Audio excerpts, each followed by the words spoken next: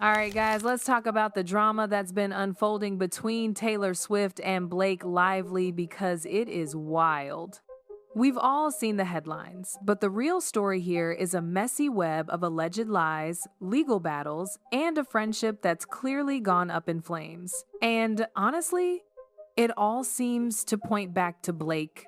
So here's the deal. Taylor Swift was subpoenaed in the legal chaos surrounding the movie It Ends With Us. Now, initially, Taylor's reps put out a statement firmly denying any involvement.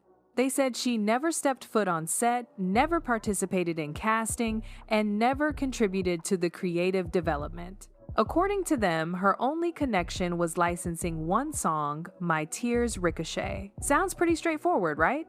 Not so fast. Insiders close to the production quickly contradicted that official statement. Multiple sources revealed that Taylor's denial was a strategic move, mainly shaped by legal concerns. Apparently, Blake Lively urged Taylor to publicly distance herself from the film to avoid liability as legal pressure mounted. Taylor reportedly complied, not because the claims were untrue, but because acknowledging them would have created serious legal consequences. Basically, if Taylor confirmed her involvement, even small things like giving feedback on casting, she could be compelled to testify. Her legal team advised her to deny everything, even though behind closed doors, she was deeply frustrated by how far the situation had spiraled. This frustration only grew when two key witnesses spoke out and directly contradicted Taylor's public position. First, Justin Baldoni, the director and co-star of the film, confirmed in an interview that Taylor had in fact been shown Isabella's audition tape. He said both Blake and Taylor approved Isabella for the role. Then, Isabella herself later stated in an interview that Taylor had supported her throughout the process, describing Taylor as consistently present and emotionally involved from the start. Even Blake Lively described Taylor as someone who lived this with me, referring to the film's development. That description implies a lot more than just licensing a song, doesn't it? It's clear that Taylor was more involved than her team initially claimed. And this whole situation has made it obvious that Blake was leveraging Taylor's name and fame from the very beginning.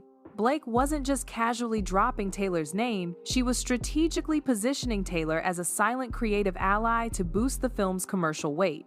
We're talking about internal projections showing a 30% uptick in ticket sales if Taylor's name remained quietly associated.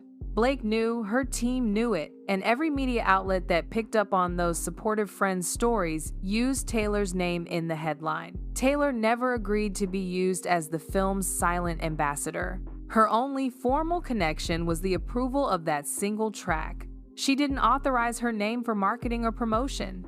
She was not under contract for any role or endorsement. So when that subpoena hit in April 2024, Taylor's team had had enough. They called the suggestion that she was involved a complete mischaracterization, but the damage was already done. Fans were buying tickets specifically because they thought Taylor helped cast Isabella, a rumor that was never corrected until legal filings forced it into the spotlight. Taylor reportedly felt deeply betrayed, confiding in friends that Blake had used her name and fandom to get attention for the film, then threw her under the bus. This wasn't just hearsay, it was backed by a sudden shift in loyalty, like Travis Kelce unfollowing Ryan Reynolds on Instagram. The message was clear: Taylor felt exploited. Then came the quote that really blew this whole thing open. The Daily Mail reported Blake called Taylor a dragon who helped seal the movie deal, saying, "We have dragons behind us, Taylor's one of them." This quote, from a 2022 internal production memo, was reportedly used during a pitch to secure critical third-party funding. Essentially, Taylor's name was invoked to close deals. For Taylor, this was a huge red line. She might have let Blake speak vaguely about their friendship, and she might have looked the other way when her name was softly tied to the film. But being positioned as a business asset without her consent? That was a whole different level. Being called a dragon might sound flattering, but in this context, it implied Taylor's power was being weaponized, not for art or support, but for leverage.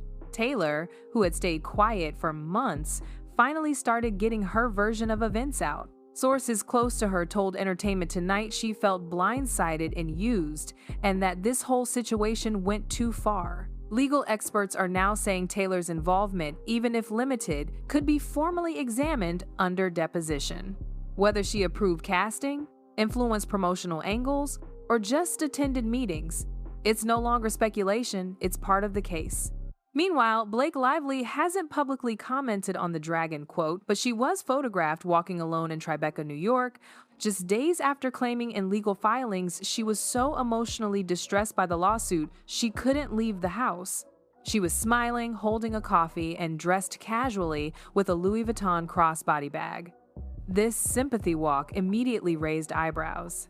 YouTuber Shashflo called it out, saying Blake's appearance wasn't spontaneous, it was strategic. In her video, The Sympathetic Blake Agenda is Getting Out of Hand, Shashflo pointed out Blake claimed she couldn't leave the house, but here she was smiling for paparazzi. The video went viral, with over 500,000 views in 48 hours. The Louis Vuitton bag Blake was carrying also became a symbol of the disconnect. People on Reddit criticized her for trying to give relatable mom vibes while holding a purse that cost more than a mortgage payment. It looked curated, not candid, and Blake's attempt to appear vulnerable just seemed to backfire. This isn't the first time Blake has done this either. She's used similar candid walks during past press tours to shift public perception. While Blake was trying to position herself as a wronged woman, her media activity actually increased. She posted twice on Instagram that week, both with comments turned off, another move Shashflo criticized. It seems the public is getting increasingly skeptical of Blake's image shifts. What once worked subtle paparazzi walks, curated vulnerability, selective social media now feels completely transparent.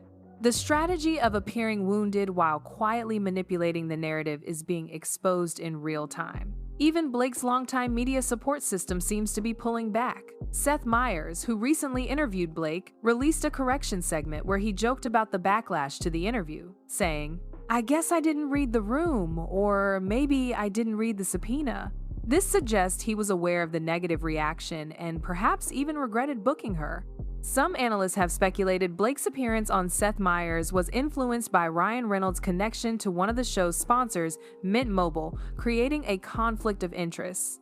All these events form a clear pattern. Blake's narrative is unraveling fast, and this time, the cameras aren't the only ones watching. The cracks in Blake's carefully crafted image are showing up in her personal life, too.